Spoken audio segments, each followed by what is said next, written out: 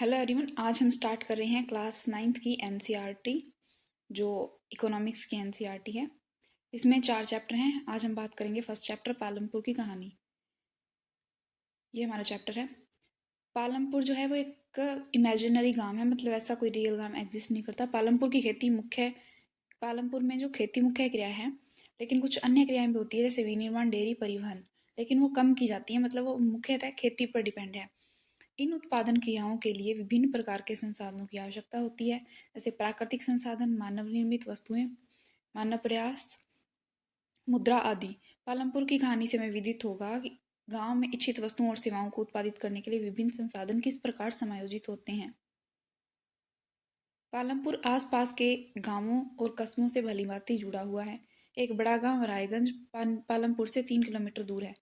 मतलब ये एक इमेजिनरी गांव है पालमपुर, उसके आसपास भी गांव हैं। प्रत्येक मौसम में यह सड़क गांव को रायगंज और उससे आगे निकटतम छोटे कस्बों शाहपुर से जोड़ती है। इस सड़क पर गुड़ और अन्य वस्तुओं से लदी हुई बैलगाड़ियां, भैंस बग्घी से लेकर अन्य कई प्रकार के वाहन, मोटरसाइकिल, जीप, ट्रैक्टर, ट्रक आदि देखे जा सकते हैं। मतलब उनके बीच में एक रोड भी है।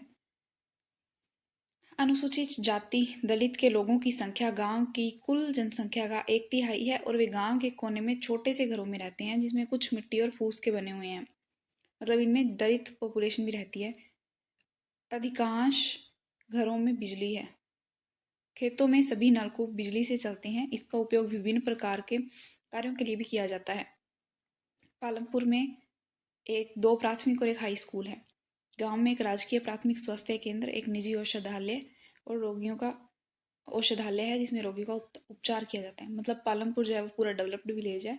वहाँ पे सभी सुविधाएं, सभी फैसिलिटीज़ अवेलेबल हैं। भारत के गांवों में खेती उत्पादन की प्रमुख गतिविधि है। अन्य उत्पादन गतिविधियों में गैर भी शामिल है, जिसे गैर कृषि क्रियाएं कहा जाता है। लघु विनिर्माण, परिवहन, दुकानदारी आदि। मतलब विनिर्माण, परिवहन और दुकानदारी को गैर कृषि क्रियाएं कहा जाता है। उत्पादन का संगठन। उत्पादन का उद्देश्य ऐसी वस्तुएं और सेवाएं उत्पादित करना है जिनकी हमें आवश्यकता है। वस्तुओं और सेवाओं के उत्पादन के लिए 4 चीज़ें आवश्यक होती है। कोई भी वस्तुओं और सेवाओं का उत्पादन करना है, उसमें 4 चीज़ें आवश्यक होती है। पहली आवश्यकता होती है भूमि तथा अन्य प्राकृतिक संसाधन, जैसे वन, जल और खनिज। दूसरी होती है श्रम अर्थात काम, जो लोग काम करेंगे। दूसरी क्रियाओं के लिए शारीरिक कार्य करने वाले श्रमिकों की आवश्यकता होती है। प्रत्येक श्रमिक उत्पादन के लिए आवश्यक श्रम प्रदान करता है। तीसरी आवश्यकता होती है भौतिक पूंजी, जो उत्पादन के प्रत्येक चरण में आवश्यक विभिन्न प्रकार की मूर्त वस्तुओं और संपत्तियों को संदर्भित करती है, जैसे मशीनें और उपकरण वगैरह, भवन और कच्चा माल। चौथी होती है मानव पूंजी। आपको स्वयं उपभोग हेतु, बाजार में बिक्री हेतु, उत्पादन करने के लिए भूमि, श्रम और भौतिक को एक साथ करने योग्य बनाने के लिए ज्ञान और उद्यम की आवश्यकता पड़ेगी। मतलब ह्यूमन कैपिटल भी जरूरी है। पहली है भूमि या फिर नेचुरल रिसोर्सेस, दूसरी है लेबर, तीसरी है भौतिक पूंजी और चौथी है ह्यूमन कैपिटल। भौतिक पूंजी 2 पार्ट्स में डिवाइड है। औजार, मशीन, भवन। औजारों तथा मशीनों में अत्यंत साधारण औजार जैसे किसान का हल से लेकर परिष्कृत मशीनें जैसे जनरेटर, टरबाइन, कंप्यूटर आदि आते हैं। औजारों और मशीनों और भवनों के उत्पादन में कई वर्षों तक प्रयोग होता है। मतलब एक बार उनको ले लिया, बाद में वो कई साल कंटिन्यू चलते हैं। उन्हें कहा जाता है स्थायी पूंजी, फिक्स्ड कैपिटल। कच्चा माल और नगद मुद्रा। उत्पादन में कई प्रकार के कच्चे माल की आवश्यकता होती है, जैसे बुनकर द्वारा प्रयोग किए जाने वाले सूत और कुम्हारों द्वारा प्रयोग में लाई जाने वाली मिट्टी। ये जो चीज़ें होती है सूत वगैरह, ये सब एक बार लाई जाती है, लेकिन उसके बाद एक बार यूज़ होने के बाद ख़त्म हो जाती है। ठीक है। इस प्रकार 2 प्रकार की चीज़ें होती है, फिक्स्ड कैपिटल होती है एक, और एक यूज़ हो जाती हैं। उत्पादन भूमि, श्रम और पूंजी को संयोजित करके संगठित होता है, जिन्हें उत्पादन के कारक कहा जाता है। उत्पादन के कारक होते हैं भूमि, श्रम और पूंजी। पालमपुर में जो खेती होती है उसके कुछ सब टॉपिक्स हैं। भूमि स्थिर है। क्या उस भूमि से अधिक पैदावार करने का कोई तरीका है? क्या भूमि यह धारण कर पाएगी? पालमपुर के किसानों में भूमि किस प्रकार वितरित है? भूमि की श्रम की व्यवस्था कौन करेगा? खेतों के लिए आवश्यक पूंजी और अधिशेष कृषि उत्पादों की बिक्री। सबसे पहले पालमपुर में भूमि स्थिर है। पालमपुर में खेती उत्पादन की प्रमुख क्रिया है। काम करने वालों में 75% लोग अपनी जीविका के लिए खेतों पर निर्भर हैं। वे किसान अथवा श्रमिक हो सकते हैं। इन लोगों का हित खेतों में उत्पादन से जुड़ा हुआ है। काम करने वालों में 75% लोग जो हैं वो कृषि पर निर्भर हैं, खेती पर निर्भर हैं। भूमि भूमि नापने के मानक इकाई जो है वो है हेक्टेयर। यद्यपि गांवों में भूमि की माप बीघा, गुंठा आदि जैसे क्षेत्रीय इकाई द्वारा किया जाता है। एक हेक्टेयर 100 मीटर की भुजा वाले वर्ग क्षेत्रफल के बराबर होता है। एक हेक्टेयर जो है 100 मीटर की भुजा वाले वर्ग के क्षेत्रफल के बराबर होता है। क्या उसी भूमि से अधिक पैदावार करने का कोई तरीका है? यहाँ जिस प्रकार की फसल पैदा की जाती है और जैसी सुविधाएं उपलब्ध है उन्हें देखते हुए पालमपुर उत्तर प्रदेश के पश्चिमी भाग के गांव की तरह लगता है। पालमपुर में समस्त भूमि पर खेती की जाती है। बरसात के मौसम में खरीफ में किसान ज्वार और बाजरा उगाते हैं और पशुओं के पशुओं के चारे के लिए प्रयोग किया जाता है। उसके बाद अक्टूबर और दिसंबर के बीच आलू की खेती होती है और सर्दी के मौसम में यानी रबी में गेहूं उगाया जाता है। उत्पादित गेहूं से परिवार के खाने के लिए रखकर बाकी रायगंज की मंडी में बेच देते हैं। जैसा हर कोई किसान करते हैं, वो कुछ अपने खाने के लिए रख लेंगे और कुछ बेच देंगे।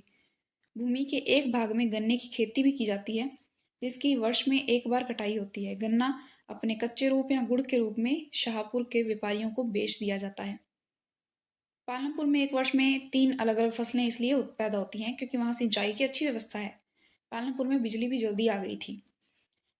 पालमपुर जो है वो एक पूरा डेवलप्ड विलेज है, जहाँ हॉस्पिटल हैं, स्कूल्स हैं और सारी बेसिक जो फैसिलिटीज़ हैं, सब सुविधाएं हैं, उपलब्ध हैं। यहाँ कृषि करने के लिए सिंचाई की व्यवस्था भी हो गई थी। उसका मुख्य प्रभाव यह पड़ा कि सिंचाई की पद्धति बदल गई। तब तक किसान कुओं से रहट द्वारा पानी निकालकर छोटे-छोटे खेतों की सिंचाई करते थे।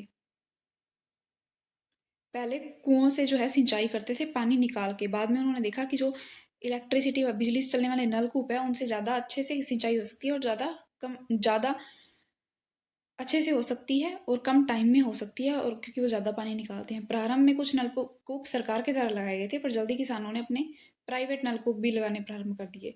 1970 के दशक के मध्य 200 हेक्टेयर के पूरे जुते हुए क्षेत्र पर सिंचाई होने लगी। भारत के सभी भागों में ऐसी उच्च स्तर की सिंचाई व्यवस्था नहीं है। नदीय मैदानों में हमारे देश के तटीय क्षेत्र में अच्छी सिंचाई होती है। इसके विपरीत पठारी क्षेत्रों में जो दक्षिण का पठार है वहाँ पे सिंचाई कम होती है और शेष जो क्षेत्र हैं मुख्यतः वर्षा पर निर्भर हैं। आज भी देश के 40% से कम क्षेत्र में ही सिंचाई होती है। जैसे कि आप राजस्थान ले सकते हैं, वहाँ जो है सिंचाई की बहुत ज़्यादा प्रॉब्लम रहती है पानी की। एक वर्ष में किसी भूमि पर एक से ज़्यादा फसल पैदा करने को बहुविध फसल प्रणाली कहते हैं। मतलब कि किसी खेत में एक भूमि पर एक से ज़्यादा फसलें उगाने को बहुविध फसल प्रणाली कहते हैं। इससे जो है उपज बढ़ जाती है भूमि की। पालमपुर में जो है एक किसान 2 फसलें लेते हैं साल में, लेकिन अभी कुछ सालों से तीसरी फसल के रूप में आलू को भी उगा रहे हैं। उत्पादन बढ़ाने के तरीके क्या हैं? एक ही जमीन के टुकड़े से उत्पादन बढ़ाने का तरीका बहुविध फसल कहलाता है। दूसरा तरीका अधिक उपज बढ़ाने के लिए आधुनिक कृषि विधियों का प्रयोग करना है, जैसे कि रासायनिक उर्वरक वगैरह डालना और मशीनरी का यूज़ करना। उपज को भूमि के किसी टुकड़े में एक ही मौसम में पैदा की गई फसल के रूप में मापा जाता है। मतलब मान लीजिए ये कोई भूमि का टुकड़ा है और इससे जितनी फसल होगी एक ही मौसम में, उससे मापा जाता है कि उसकी उपज कितनी है। 1960 के दशक के मध्य तक खेती में पारंपरिक बीजों का प्रयोग किया जाता था, जिनकी उपज अपेक्षाकृत कम थी। उसके बाद और उनको सिंचाई की भी कम आवश्यकता होती थी। उसके बाद जैसे हरित क्रांति वगैरह हुई तो उसमें हाइब्रिड सीड्स यूज़ किए जाने लगे। किसान उर्वरकों के रूप में गाय के गोबर और दूसरी प्राकृतिक खाद का प्रयोग करते थे। ये सब किसानों के पास तत्काल ही उपलब्ध थे, जिनको खरीदना नहीं पड़ता था। मतलब वो उनके घर पे ये होते थे, तो उसी से ये लोग उर्वरक के रूप में यूज़ करते थे। 1960 के दशक में हरित क्रांति ने किसानों को HIV हाइब्रिड सीड्स जो हैं वो प्रोवाइड कराए के द्वारा गेहूँ H Y V hybrid seeds उपलब्ध कराए थे, जिसे गेहूं और चावल की खेती करने के नए तरीके भी सिखाए। परंपरागत बीजों की तुलना में HYV बीजों से एक ही पौधे से ज़्यादा मात्रा में अनाज पैदा होने की आशा थी।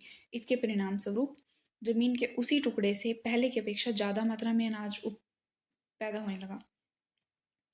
अधिक उपज प्रजातियों वाले बीजों से अधिकतम उपज पाने के लिए ज़्यादा पानी तथा रासायनिक खाद और कीटनाशकों की भी जरूरत थी।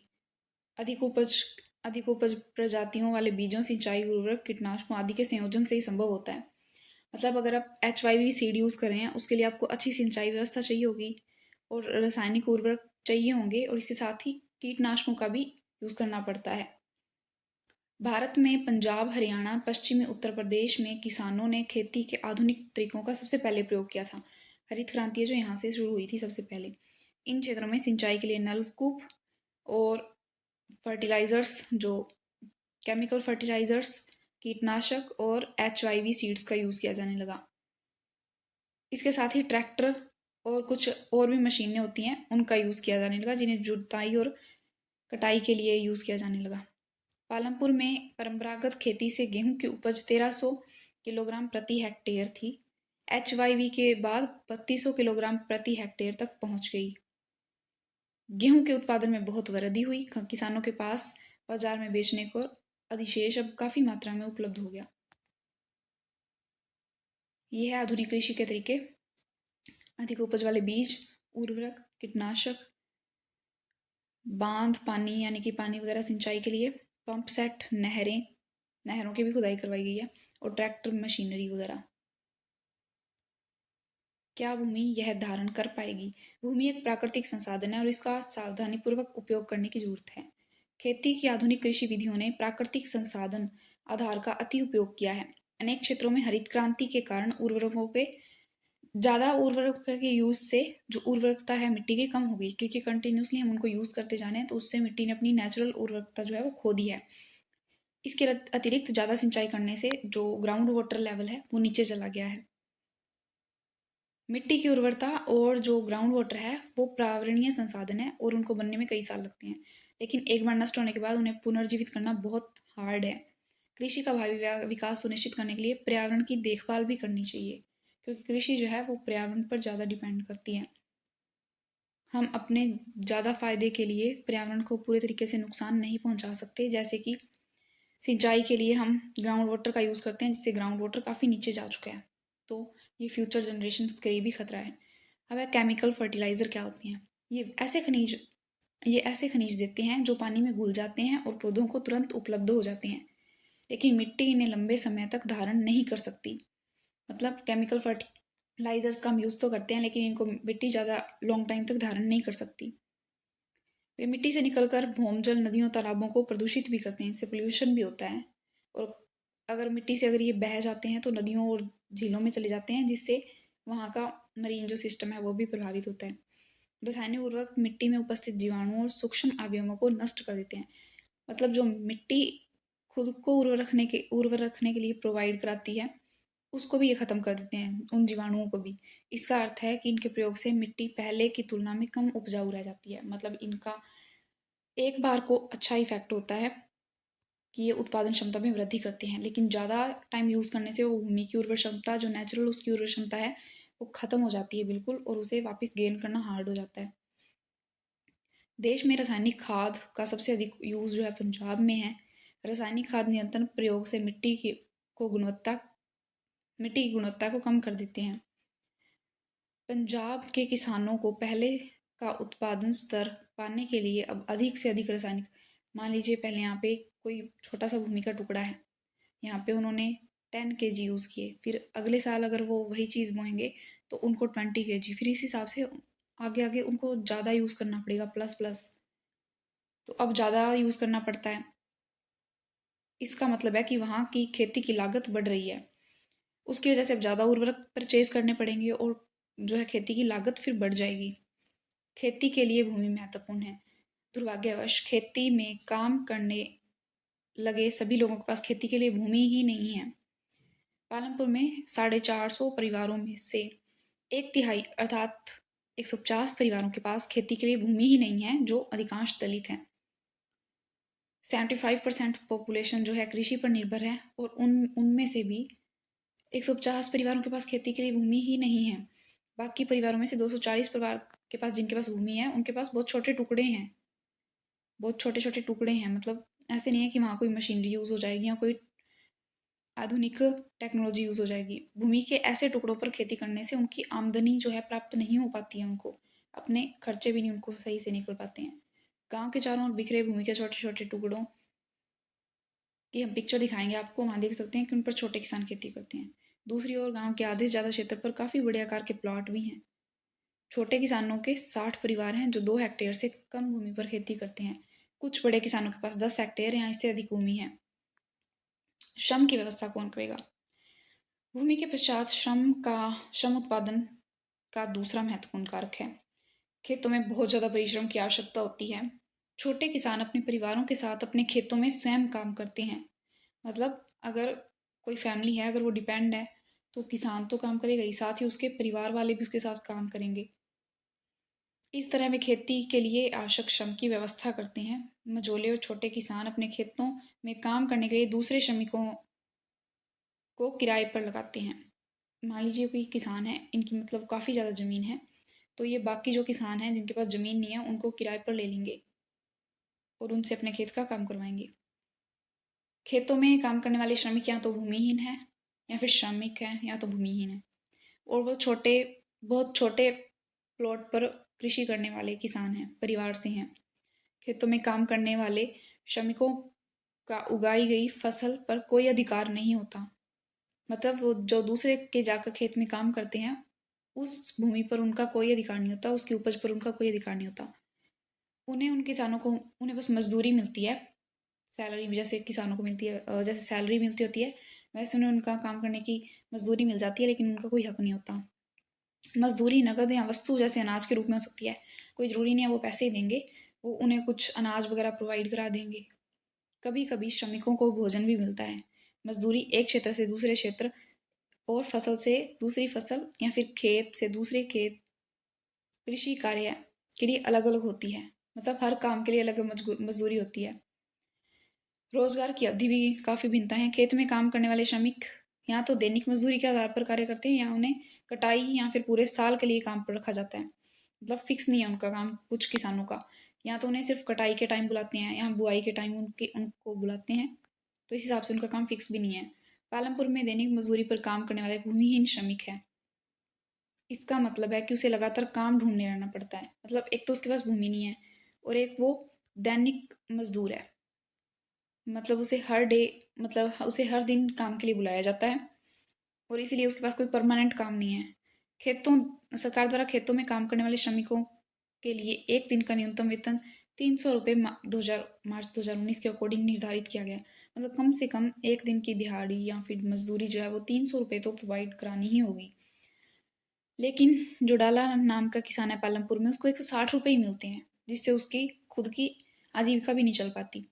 पालमपुर में खेती हीट श्रमिकों में बहुत ज़्यादा स्पर्धा है, क्योंकि किसान जो हैं, श्रमिकों की संख्या ज़्यादा है जिनके पास ज़मीन नहीं है, लेकिन जिनके पास ज़मीन है दूसरे के खेत में वो जाके काम करते हैं, वो ज़मीन कम है, और श्रमिकों की संख्या ज़्यादा है जिनके पास खुद की ज़मीन वगैरह नहीं है। तो इसलिए कंपटीशन बहुत ज़्यादा है, जिससे उन्हें और भी ज़्यादा पैसे कम मिलते हैं।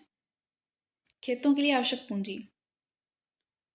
अब किसानों को पहले की अपेक्षा ज़्यादा पैसा चाहिए। क्यों? क्योंकि अभी रासायनिक उर्वरक वगैरह और हाइब्रिड सीड्स और मशीनरी वगैरह की ज़्यादा ज़रूरत पड़ती है। ऐसा कि यहाँ छोटे किसानों को पूंजी की व्यवस्था करने के लिए पैसा उधार लेना पड़ता है, बड़े किसानों से या गांव के साहूकार से। खेती के लिए विभिन्न लागतों की पूर्ति के लिए व्यापारियों से कर्ज लेते हैं, और ऐसे कर्ज पर ब्याज और ब्याज ब्याज लगता जाता है। कर्ज चुकाने के लिए उन्हें बहुत कष्ट सहने पड़ते हैं। सपोज कीजिए आपने 10 रुपये लिए, और आप उसे देने में लेट हो गए, तो अगले मंथ वो 20 हो जाएंगे, अगले मंथ वो 30 हो जाएंगे। इस प्रकार वो पैसे बढ़ते जाते हैं, जिससे उन्हें बहुत ज़्यादा प्रॉब्लम होती है। छोटे किसानों के विपरीत मझोले और बड़े किसानों को खेती से बचत होती है। इस तरह वे आवश्यक पूंजी की व्यवस्था कर लेते हैं। इस तरह वो पूंजी की व्यवस्था कर लेते हैं, उनको बचत भी हो जाती है। लेकिन जो छोटे किसान हैं उनको कोई बचत वगैरह नहीं होती।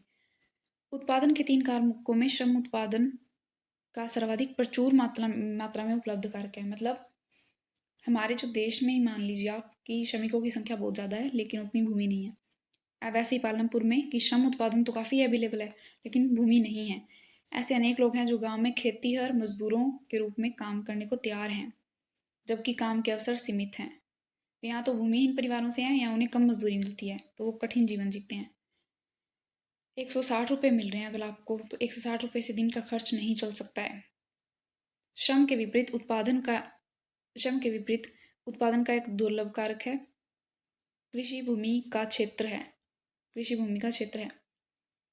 इसके अतिरिक्त उपलब्ध भूमि भी समान या असमान रूप से खेती में लगे लोगों में वितरित है। ऐसे कई छोटे किसान हैं जो भूमि के छोटे टुकड़ों पर खेती करते हैं, जिनकी स्थिति भूमिहीन खेतीहर मजदूरों से बेहतर नहीं है। मतलब श्रम के अपोजिट जो कम अवेलेबल चीज़ है वो है भूमि। श्रमिकों की संख्या ज़्यादा, भूमि कम, तो इससे क्या है, उनको पहले तो पैसे कम मिलते हैं, दूसरा कि उनका आजीविका भी नहीं चल पाती जिनके पास भूमि है भी। उपलब्ध भूमि का अधिकतम प्रयोग करने के लिए किसान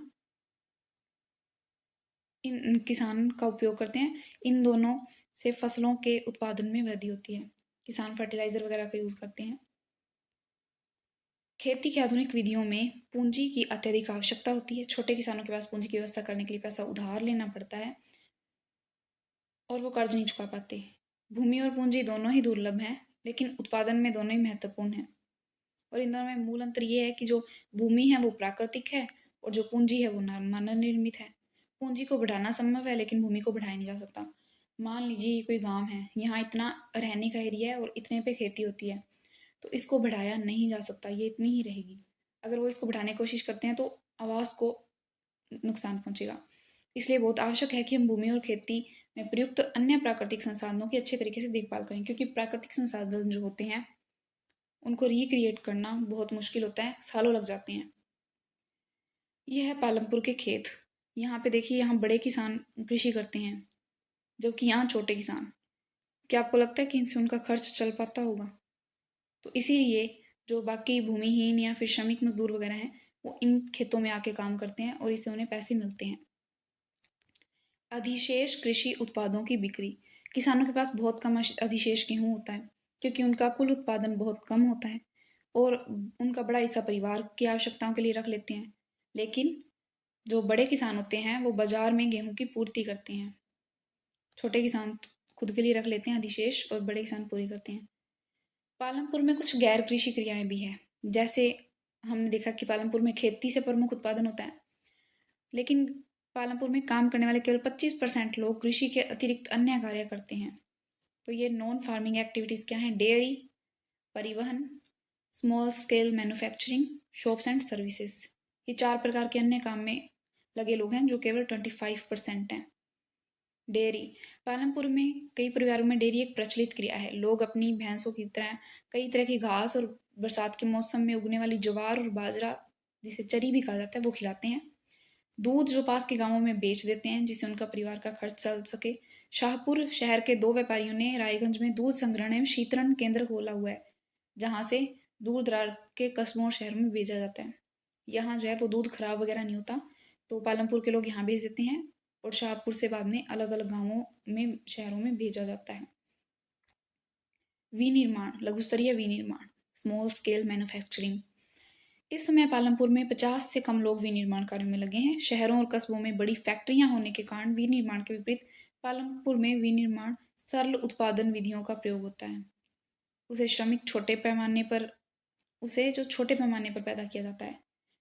विनिर्माण कार्य परिवार की सहायता से अधिकतर घरों या खेतों में किया जाता है। श्रमिकों को कभी कभार किराए पर लिया जाता है। विनिर्माण है जो बहुत कम स्तर पर होता है, केवल 50 से कम लोग ही करते हैं और स्मॉल स्केल पर होता है। और श्रमिकों को तो कभी कभी किराए पर लाते हैं, मोस्टली तो ये फैमिलीज खुद ही बनाती हैं।